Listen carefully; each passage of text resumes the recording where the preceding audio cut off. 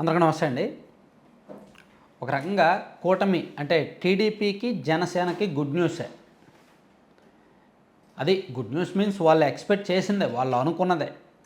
YSR Congress party తరపున రాజ్యసభ సభ్యులుగా ఉన్న ముగ్గురు రాజీనామా చేసి పార్టీలు మారారు. ఆ పార్టీకి రాజీనామా చేశారు, ప్లస్ రాజ్యసభ సభ్యత్వానికి కూడా రాజీనామా చేశారు. బేదా మస్తాన్ గారు, మోపిదేవి వెంకటరమణ గారు, ఆర్ కృష్ణయ్య గారు. సో ఇప్పుడు ఆ మూడు రాజ్యసభ సీట్లు ఖాళీ అయ్యాయి కాబట్టి వాటిని భర్తీ చేయడానికి ఎన్నికల కమిషన్ నోటిఫికేషన్ విడుదల చేసింది.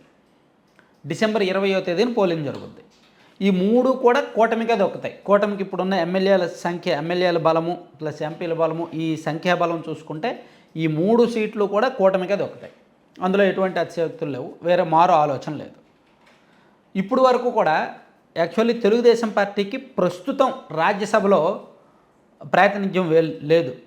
గతంలో కనకమేడల రవీంద్ర కుమార్ గారు ఉండేవారు దాదాపుగా ఏడాది కిందటి వరకు. ఆయన పరిమితి కూడా కాలపరిమితి కూడా అయిపోవడంతో రాజ్యసభలో ప్రస్తుతానికి టీడీపీకి ఎవరూ లేరు. సో ఇప్పుడు ఈ మూడిట్లో టీడీపీకి మేబీ 2 ఉంటాయా లేదా 3 ఉంటాయా అనేది డౌట్.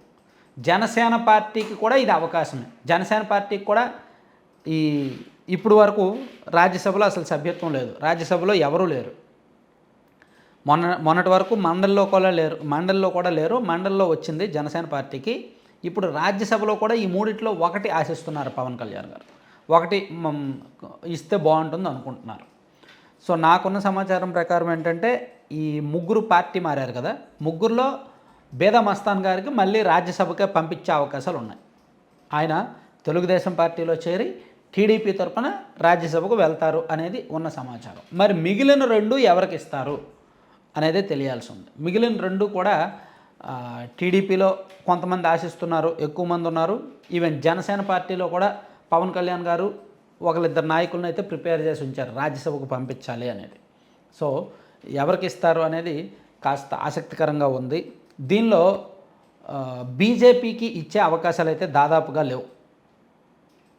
ఇప్పుడు వరకు బీజేపీకి రాజ్యసభలో బాగానే ఉన్నారు. బీజేపీ కూడా ఇక్కడ ఆంధ్రప్రదేశ్ నుంచి ఏమీ ఆశించడం లేదు. వాళ్ళకున్న ఎమ్మెల్యే సంఖ్యతో వాళ్ళు కూటమిలో పొత్తులో భాగంగా ఉన్నారు కాబట్టి మాకు కూడా ఇవ్వండి అని అడిగే అవకాశం కూడా లేదు. భవిష్యత్తులో ఏమైనా ఇస్తారేమో కానీ నామినేటెడ్ కోటాలోనో ఏవో ఇప్పుడు ఈ మూడిట్లో అయితే ఇవ్వరన్నమాట. సో ఈ మూడిట్లో వీళ్ళ ముగ్గురులో ఆర్ కృష్ణయ్య గారికి మళ్ళీ ఆయన ఏ పార్టీలో జాయిన్ అవుతాడో తెలీదు, మళ్ళీ పంపించే అవకాశం కూడా లేదు. మోపిదేవి వెంకటరమణ గారికి ఏమో ఎమ్మెల్సీ ఇస్తారనే ప్రచారం అయితే జరుగుతోంది. సో బేదా మస్తాన్ రావు గారికి మాత్రం కన్ఫర్మ్ డిసెంబర్ 20వ తేదీన పోలింగ్ జరగబోతోంది. అదే రోజు కౌంటింగ్ కూడా ఉంటుందన్నమాట. తెలుగుదేశం పార్టీలో ఆశావహులు చూసుకుంటే చాలామంది సీనియర్ నాయకులు ఉన్నారు. ఎమ్మెల్యే టికెట్ రాని దేవినేని ఉమా గారు లాంటి వాళ్ళు కూడా పెద్ద వాళ్ళు, ఎమ్మెల్యే టికెట్ రాని వాళ్ళు పెద్ద వాళ్ళు ఉన్నారు. జేసీ ప్రభాకర్ రెడ్డి గారికో లేదా జేసీ దివాకర్ రెడ్డి గారికో ఇట్లాంటి సీనియర్లకు ఎవరికైనా ఇస్తారనే ప్రచారం కూడా జరుగుతుంది. అంటే జస్ట్ ఇదంతా కూడా పార్టీలో ఇంటర్నల్ పుకార్లు మాత్రమే. ఎవరికి ఇస్తారనేది అప్పుడే చెప్పలేం. తెలుగుదేశం పార్టీ దాదాపుగా కొన్ని దశాబ్దాల చరిత్ర ఉన్న పార్టీ. ఆ పార్టీలో రాజ్యసభ స్థానం అనేసరికి ఒక్కొక్క సీటుకి 20-25 మంది పోటీ పడతారు. అందులోకి మొన్న ఎన్నికల్లో పొత్తు కారణంగా చాలామంది సీట్లు త్యాగాలు చేయాల్సి వచ్చింది. అలాగే బ్యాక్ ఎండ్ చాలా డబ్బులు ఖర్చు పెట్టుకొని పార్టీకి వెన్నుముగ్గా నిలబడాల్సి వచ్చింది. సో అటువంటి వాళ్ళు చాలామంది ఉన్నారు. అటువంటి వాళ్ళు చాలామందే రాజ్యసభ స్థానం ఆశిస్తున్నారు. సో వాళ్ళల్లో అయినా ఎవరికైనా ఇవ్వచ్చు. ఈవెన్ జనసేన పార్టీలో కూడా మొన్న ఎన్నికల్లో నాగబాబు గారు పోటీ చేస్తే గెలిచేవాడు. సో ఆయనకు కూడా ఇవ్వాలని పవన్ కళ్యాణ్ గారికి ఉంటుంది.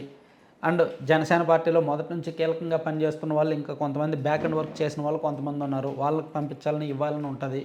సో ఎవరికి ఇస్తారనేది ప్రస్తుతానికి చెప్పలేం. కానీ మొత్తానికి ఈ 3 ఈవెన్ అంటే ఇంకా జనసేన పార్టీకి ఇస్తారా లేదంటే 3 టీడీపీకి తీసుకుంటారా అనే క్లారిటీ కూడా లేదు.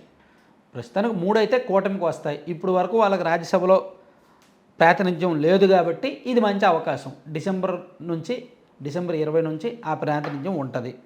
అది ఒక రకంగా గుడ్ న్యూస్. వైసీపీ బలం ఇప్పుడు వరకు 10 మంది రాజ్యసభ సభ్యులు ఉన్న బలం కాస్త 7కు పడిపోయింది.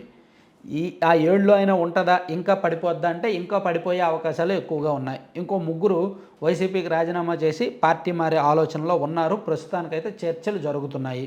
అది ఎప్పుడు జరుగుద్దనే చెప్పలేం. Thank you.